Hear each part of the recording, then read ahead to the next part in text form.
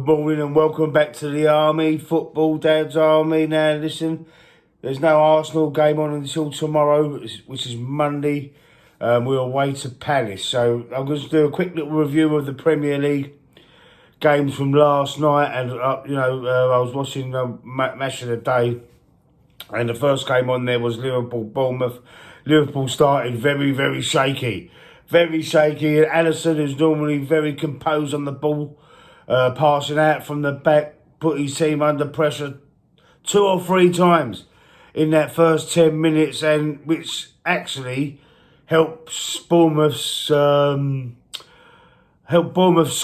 And they had a shot on target in the first minute, and then in the third minute they score their first goal. But Liverpool do manage to pull themselves together, and Diaz scores a brilliant equaliser. When the ball comes into him, it's deflected a little bit, which puts him a little bit off balance, but he flicks it up and scores a blinding equaliser. And then Mo Salah gets awarded a penalty, which Sabozai, in my opinion, he dives for it. There's minimal contact there on the edge of that box, and he dives for it. I don't care what anybody says. I mean, on Match of the Day last night, they were saying, oh, there was contact. Shearer and Danny Murphy, Lineker sitting there saying, oh, yeah, there was contact, oh, blah, blah. It is a penalty. Howard Webb's not going to overturn it because it was given. Bullshit, mate, bullshit. He absolutely died for that penalty. I don't care what anybody says. Everyone's entitled to their opinion, but you see, there is like shin-on-shin contact, slight, minimal. You ain't got to go down like he actually jumps and dives like that. Ridiculous, man. I can't believe that. But Sabozai was a very good player. I liked what I saw. Winning the ball, box-to-box midfielder, good passer, good dribbler. I think Liverpool have got a good player there in Sabozai. But, and then Mo Salah takes the penalty. Keeper saves, but he scores the rebound. The issues in that game, talking points, is the foul that gets McAllister sent off, and that penalty. And the first one we're speaking about is Sabozai. Proper dive, mate. Proper dive. Now, the second one we're going to talk about, second talking point from that game, is Alexis McAllister getting sent off for a high stud challenge. I think it was a red card. I disagree with Shearer, Murphy and Lineker. Again, I disagree with them. It was a high challenge. They're saying there was no power in it. He's going to get a 3-game ban there. Red card, straight red card, so 3-game ban. But if you look at the challenge, his foot was up like that, and his studs like bang into the other player's shin. Maybe not. May have not been a lot of power there, but it was a studs up challenge, and he's kicked him in his shins. Could have snapped his shin. You don't know. Straight red card in my opinion. I don't care. I don't feel sorry for the player. Oh man, he's going to miss 3 games. Yeah, F that, mate. You studs up challenge. You're getting sent off blatantly. Anyway, moving on to the next game. It's Wolves-Brighton. I'll be back. Let me pause it. I'm going to watch it, and then I'll come back. Yeah, brilliant Brighton. I think they're mustard. I mean, they was good last year. They've lost a couple of players like Caicedo. And, they do tend to lose players, but for some reason, they're still very, very good. And I love today Matoma and Solly March. Brilliant players. Even Espinian. He scored a goal set up by Matoma. Solly March getting 2. And Matoma's first goal was absolutely superb. I think Wolves were, as they said on Match of the Day, Wolves were toothless. They never had nothing about them. All right, Hwang gets a consolation goal, but they're in trouble, I think, Wolves this season. And Brighton look very, very good. I was well pleased with their performance. Passing the ball very, very fast, accurate as well, and they just move around, and They look like a really, really good team, and I said that Aston Villa might be the team to watch this season. Watch out for Brighton, because they look good as well. Yeah, and you can tell that Wolves were getting really frustrated, because there was a little bit of pushing and shoving at the end. There was a Wolves player, I can't remember who it was now. He pushed over two Brighton players. He'd already been booked earlier on, and the result in handbags and pushing and shoving, all players getting involved. The Wolves player pushed over the two Brighton players, gets his second yellow and sent off. Ridiculous, really. But let's go back to match of the day and watch Spurs Man United. I'll be back. Yeah, I'm not quite sure what to make of this game. I'm not going to listen to Lineker, Shearer and Murphy. I'm just going to skip through what they say, because they drive me insane. They really do. Like, I might be driving you insane. But the game started off in the first 6 minutes, and there was a little cheeky Rabona from Bruno Fernandes. I've done a little cheek behind his standing leg and chipped the ball into his teammate who has a shot on goal, but nothing come of it. Was it a penalty? Was it a penalty? There was a penalty shout in the game. It's crossing into the box and it hits a Tottenham player on his arm, but it wasn't given. I say yes, his arm was up. I think it was Romero. He hit his arm. It's a penalty in my opinion. The next talking point I got here, Bruno Fernandes misses a sitter. The ball's crossed over to the box. He has a free header. Bang, it's it over the bar. Then the next talking point, Spurs hit the bar. Then hit the post on the second attempt, and it was a bit of a goalmouth scramble with that little thing there. So it was quite an entertaining game. It must have been to go there. But Spurs scored a goal, go 1-0 up. Kulusevski breaking down the right hand side, causes all sorts of problems when he crosses the ball in, and Sarr eventually scores a goal 1-0. Then Anthony, second half, hits the post. That post, the same post that was it, the bar and the post was hit in the first half by Spurs. Anthony here in the second half. There was a little bit of a penalty shout, controversy. Martinez, it makes a fair challenge in my opinion. I know you think I'm against Spurs, but I'm just giving you my honest opinion here. There was a penalty shout for Spurs. Lisandro Martinez makes a strong challenge on the Spurs player in the penalty area. No penalty given. I think the challenge was fair. Basuma, very good touches in the box. He was playing very well. He done a few little give and goes and like back heels and that. I think he was my standout player that I watched on what I see there. For them other little bits of trickery in the box there. And then right towards the end of the game, Martinez, well, we don't know if it was an own goal by Martinez or Davis gets a glance on it, or I can't remember the player that he plays it into the box from the left and it just goes straight through. I think Davis takes a swipe at it. I think he just kicks there. Then Martinez might have just glances off of him and goes into the net. So it looks like an own goal to me, but I'm not quite sure. It could have been given to the Spurs player because I haven't actually watched the analysis at the end, so I don't know for sure. I'm just giving you my opinion. So let's move on to the next game.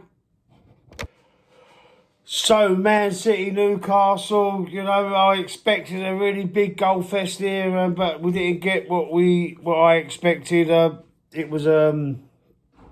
We didn't get what I expected. It was a 1-0 victory for Man City. Alvarez scoring the goal. Let's have a look at the notes. Alvarez scoring the goal. Let me have a look at the notes I've made in the game. Ruben Diaz. Right, Anthony Gordon goes in on him twice. The first time I see the challenge, it looked to me that he faked his injury. He went down. Oh, I've been shot. Banging the floor. All like that, like screaming in pain. He weren't in no pain because he got up. He got straight up and started to argue because Gordon didn't get booked.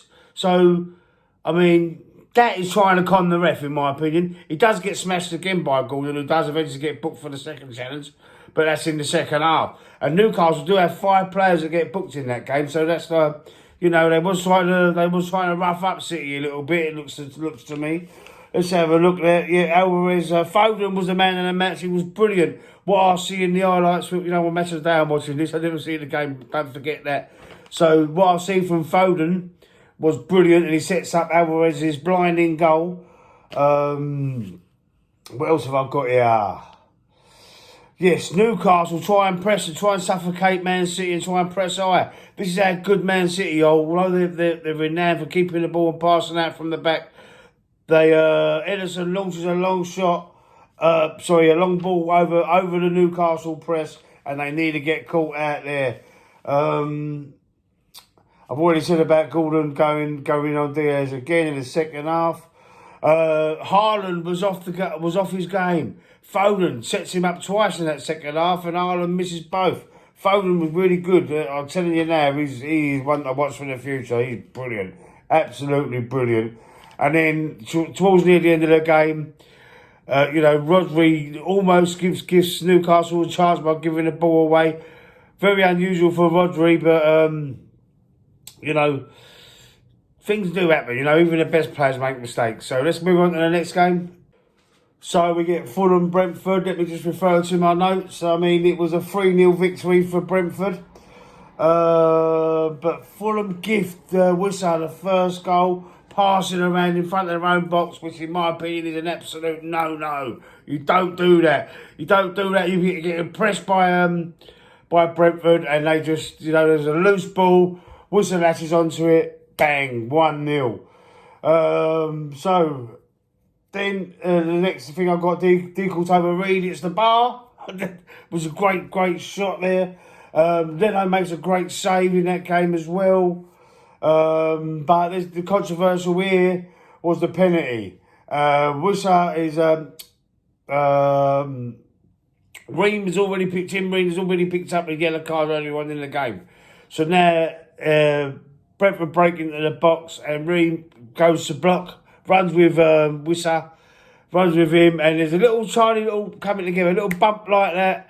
And Wissa goes over very, very easily, in my opinion. I hate it when players do this. They try and get their colleagues sent off. I know they're not playing for the same team and all that, but I don't agree with it. I don't winning penalties like that and cheering for it. Like Sabitzer, I can't pronounce his name either.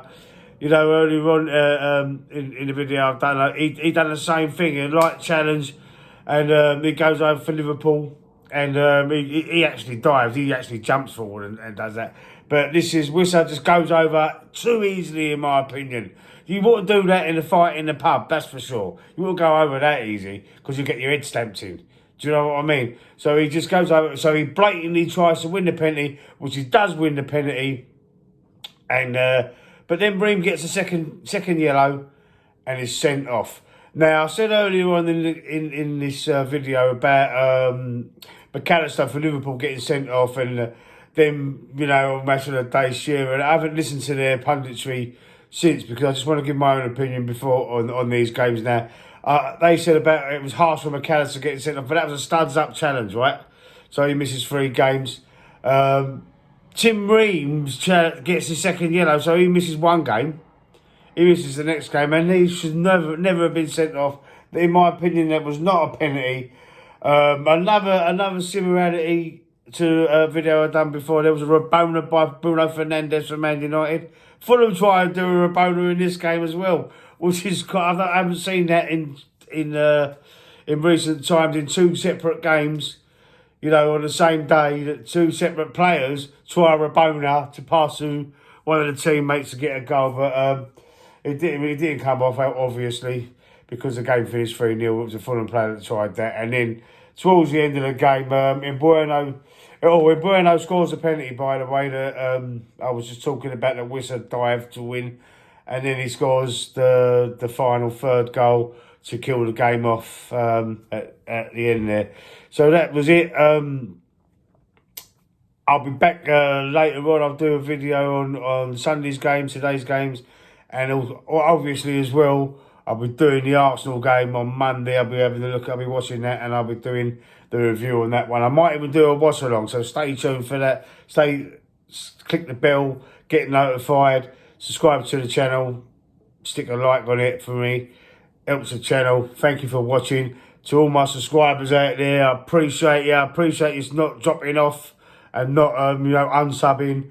and sticking with me, and to the new ones, thank you very much. I'm going to try and do my best to you know, keep you happy, keep you hopefully entertained a little bit.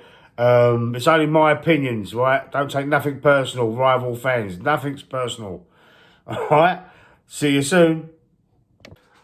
Sorry, I must apologise to Nottingham Forest and Sheffield United fans. I didn't see there was another game on. I forgot it was played on Friday. So I didn't realise they left it right till last on Match of the Day. Because I haven't been watching the analysis after the game, I wasn't aware that I forgot all about it. So I apologise to them. So here's my little points of my little notes I made about that game. Awonye scores the first goal, brilliant goal, and he scored in all the last 6 games, I believe, going back to last season. He scored the goal against Arsenal last week. But the game, we didn't really show much of the game. Obviously, it's just highlights and that. But it did show Harmer's won the goal for Sheffield United. Brilliant, brilliant strike. And then Matt Turner's save that keeps Forest in it. And then it goes backwards and forwards, a couple of little scrambles here and there, which it shows you. And then a brilliant, brilliant 90th minute header from Chris Wood. Wins it for Forest. Brilliant goal that was, man. I'll see you soon. I know I've said it before just a minute ago, but I had to just jump this one in because I didn't really notice it was on and I've just watched it. Anyway, I'm never going to listen to Lineker, Murphy and Shearer again. I'll only watch the commentary if Ian Wright's on there. My guy, just done it. See you later.